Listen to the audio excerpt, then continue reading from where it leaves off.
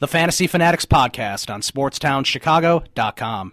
And now it's time for Fantasy Fanatics. Welcome into Fantasy Fanatics here on SportsTownChicago.com. I am Ryan Stuprich. Ryan Risky is actually graduating today. He has his graduation, so he will not make it to the show today as he has to get ready for that all-important graduation from here. And Andrew Freeman is no longer a part of the show. So, you can follow me on Twitter before we get into anything, before we do our Thursday fantasy recap. You can follow me on Twitter at Ryan Stuprich, Stuprich, and the phone number for this station is 630-403-5200, 630-403-5200. Fantasy-wise, you're all in the playoffs right now, or you're out and you're in your little consolation rounds, which kind of sucks. But you're here, so that's a good thing. So let's play the Thursday fantasy recap, and we'll talk about that non-touchdown game last night between the Cardinals and the Rams. Thursday fantasy recap. Yeah, so the Thursday fantasy recap, the Arizona Cardinals beat the St. Louis Rams 12-6, and everything in this game was field goals. It's pretty impressive. It's also very rare, especially with a team like the Cardinals, who I understand they don't really have a good quarterback right now after Carson Palmer went out and Drew Stanton was injured, but it doesn't look like that'll be season-ending. So that's a good sign. But the Cardinals fall to 11-3. The St. Louis Rams are 6-8, and that really crushed any playoff hopes that the Rams had of making the playoffs, because they were in the hunt, but now it's 6-8. Pretty much a done deal that they will not be in the hunt. As you look at the scoring, St. Louis got a field goal in the first quarter. Arizona got 2 field goals in the second quarter. They had a 6-3 halftime lead. Very odd halftime score, of course. In the third quarter, Arizona tacked on another field goal, and then St. Louis had a field goal in the fourth. So did Arizona. St. Louis had a chance at the end to try to tie in and possibly win the game, but the pass was intercepted with 1 second left. But I have to say, Shaun Hill put up a pretty good pass. I didn't think he could throw it that far. He threw it about 60, 70 yards, so that was pretty good. But he sort of screwed up as they lost. Shaun Hill's numbers, obviously, fantasy-wise, you probably wouldn't have Shaun Hill anyway, but his numbers were 20 for 39. He had 229 yards. He threw that one interception towards the end. Other than that, he did pretty well. I know 20 for 39 is not that good, but 229 yards for Shaun Hill in a game where they didn't score a touchdown. I mean, it's disappointing, but he wasn't necessarily the issue. As far as their rushing attack is concerned, Trey Mason had 13 attempts for 33 yards. He had a 10-yard run only as his long, so the running game was definitely an issue. The receiving game was not. Bailey had 74 yards, 5 receptions. Kenny Britt had 5 receptions, 65 yards. So, not that bad as far as that's concerned. And, of course, as far as the kicking, St. Louis had 2 field goals only, so that means Arizona's defense was doing good. You should have started Arizona's defense this week, because Arizona put up, I think in my league I had them, but I wasn't starting them, which is turning out to be a big mistake, because I have Kansas City's defense, and they are playing Oakland, and they're projected to do really well. But I don't know how well they're going to do now. They're definitely not going to probably score as much points as Arizona's defense gave me. I think Arizona's defense gave me on my bench 12, 13 points, something like that. So they did pretty good. They had the 1 interception, but of course that was towards the end. But they did only hold them to 2 field goals, so that was pretty good. And St. Louis's defense did pretty well too. They never let them get into the red zone. When they didn't convert. So that was also exciting. So as far as that's concerned, as far as the Arizona Cardinals are concerned, Drew Stanton, he was 12 for 20. He threw for 109 yards. So nothing, too good there. But he didn't do that bad. And then, of course, Lindley had to come in. He was 4 for 10, only threw for 30 yards. He would have been, technically, he's their 4th-string quarterback. So it's pretty interesting. And as far as their rushing attack was concerned, you shouldn't have too many of the Cardinals running backs on your fantasy team necessarily. But as far as receiving is concerned, Floyd had a pretty decent game. He only had 2 receptions, but he had a 49-yard catch, and that was pretty good. So Larry Fitzgerald had a lot of receptions, but didn't get a lot of yards at all. Only 30 yards for Larry Fitzgerald. That's definitely something you don't want to do. Or that's definitely something, it's a big reason why they didn't convert and why they didn't score on that team. So it's definitely going to be interesting to see what happens there. Now, as far as fantasy NFL Week 15 sits and starts, this is from sportingnews.com, but I pretty much agree with what it all says. I looked at this beforehand. It's saying you should definitely start Eli Manning versus the Redskins. You may have Eli Manning on your fantasy team. He may be part of your bench, but you may have a tough matchup with your starting quarterback.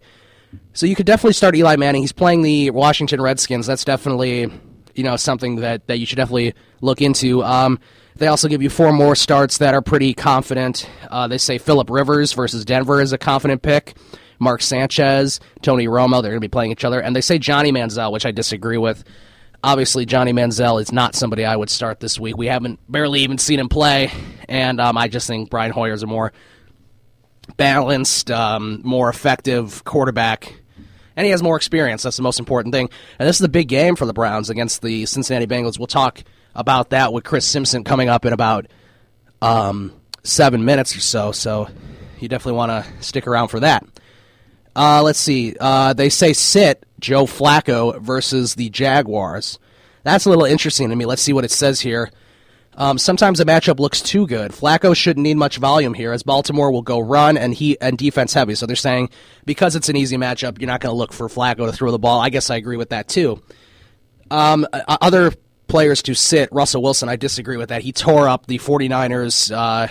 He tore up the 49ers defense on Thanksgiving a few weeks ago. Definitely start Russell Wilson.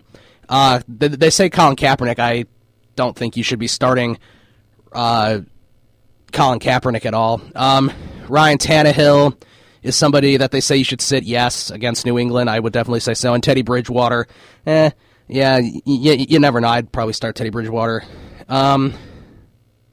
They say also start Chris Johnson versus the Titans. Now, that makes me a little nervous personally because I have Chris Ivory, who is their other running back for the New York Jets. He's more of a red zone running back. Chris Johnson does a lot more of the heavy lifting to get to the red zone. But I would probably start Chris Johnson, too, especially against the Titans. The Titans are god-awful, and, if any team's going to beat the Titans, if the Titans, if the Jets are going to win against anybody, it's against the Titans, I think. They also say you should start Isaiah Crowell. I agree with that. Jonathan Stewart, Joique Bell, and LeGarrette Blount. So those are things to keep in mind as well as far as the running game for Week 15. Only 3 weeks left, so that's pretty exciting too.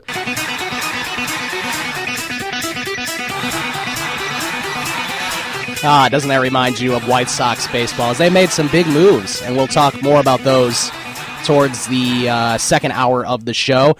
But right now, we are going to continue to talk about some of the starts and sits for your fantasy week this week. As we talk about Week 15 NFL fantasy starts and sits, this is from sportingnews.com. We left off at number 4. There's 10 on this list. As far as main ones, they also give you some extra ones to ponder as well. A sit would be Latavius Murray at the Chiefs. That's something that I agree with, just because the Chiefs' defense is projected to do very well this week, and especially against an Oakland team. And the Chiefs are very good at stopping the run, so I would definitely say Latavius Murray is a good sit. So maybe play somebody else, or try to pick up somebody else. We'll take a look at free agents too in a little bit as far as my league is concerned. But my league is probably pretty similar to your league. We have most of the basic settings. It's an ESPN league, so not to worry.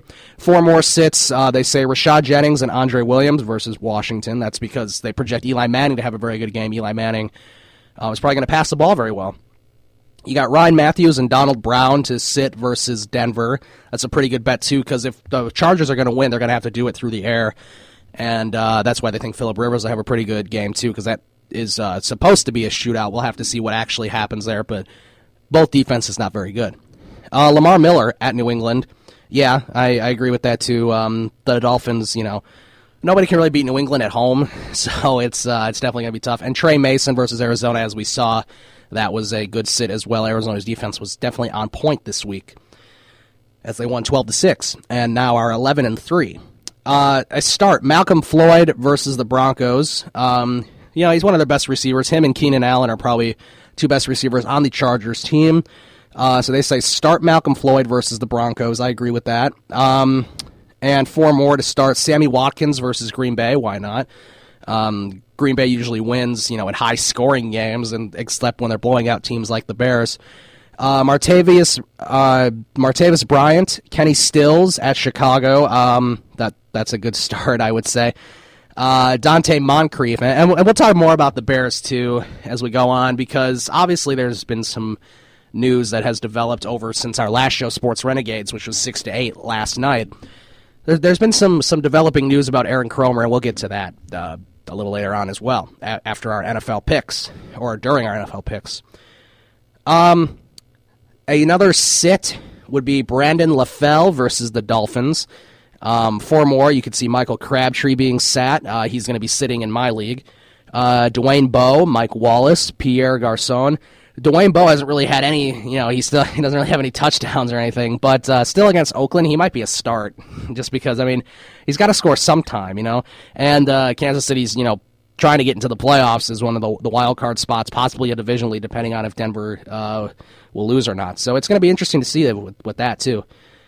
A start, you could have Jordan Cameron versus the Bengals. I agree with that. I think Jordan Cameron would be a good start. 4 more, Larry Donnell. He hasn't really done too well lately, but, he could certainly have a big game against Washington. Delaney Walker, Travis Kelce, and Jordan Reed. Those are good starts as well. Another sit, Jermaine Gresham at the Browns. 4 more sits, Jason Witten. Yeah, he hasn't done much this year. Heath Miller, he hasn't done much either. Those are, as far as tight ends are concerned. Yeah, Kobe Fleener and Dwayne Allen versus Houston. I have Dwayne Allen, so that's going to be an issue. Just because I'm not quite sure who, the tight ends free agency is very thin. I have Dwayne Allen and I have Scott Chandler from the Buffalo Bills, so I'm probably going to have to start Dwayne Allen and Tim Wright as well. Start the Patriots defense versus the Dolphins. Yes, that's a definite. They also say you should start the Ravens defense, the Chiefs defense, the Giants defense, the Cardinals defense, which we saw that did well. Also possibly the Panthers defense. I don't know about that. Panthers aren't as good. They are playing Tampa Bay, but the Panthers aren't that good, right? And then a sit. You should sit the 49ers defense, also the Texans, Bills, Broncos, and Vikings. Pretty much all the teams that are going to score a boatload of points. You definitely want to sit those defenses. So those are the defenses, and those are the fantasy starts and sits for the week. Let's take a look at our league. Our league is probably similar to yours, as we are in week 1 of the playoffs now. 2 teams have buys, 4 teams are playing. The rest of the teams are in consolation. So let's take a look at some of the players that may be available in those leagues. Eli Manning is still available, and like I'm saying, he's projected to do pretty well this week. He's facing the worst defense as far as Eli Manning is concerned. So that could be something to definitely look at. And as you look at Eli Manning, it looks like he'll be ready to go. He was listed as probable, but it looks like he'll be able to play. He's done well lately, so that's a good sign too. The Giants aren't doing good this year, but Eli Manning, he's been part of the problem early, but lately he's definitely gotten a little better. So he might be a possible start. Kyle Orton is available in our league. Derek Carr is available. Ryan Fitzpatrick, not that it really matters, is available. Teddy Bridgewater is available. That is somebody I have my eye on for next year. You definitely want Teddy Bridgewater.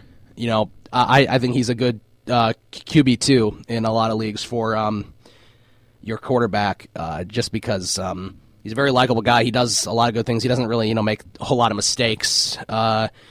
And he's brought the Vikings to 6-7, which is something I don't think a lot of people expected. They have a chance to get to 500 this week. So that's possible. Not probable, but possible, because the Vikings are playing Detroit, an in-division rival. But that would definitely help. It wouldn't help the Bears, but it would help the Vikings if they could beat the Lions, obviously. So those are some available QBs in our league. If you look at running backs, some running backs, Shane Vereen is available in our league. He's not projected to do well, partly because he's questionable. It's possible that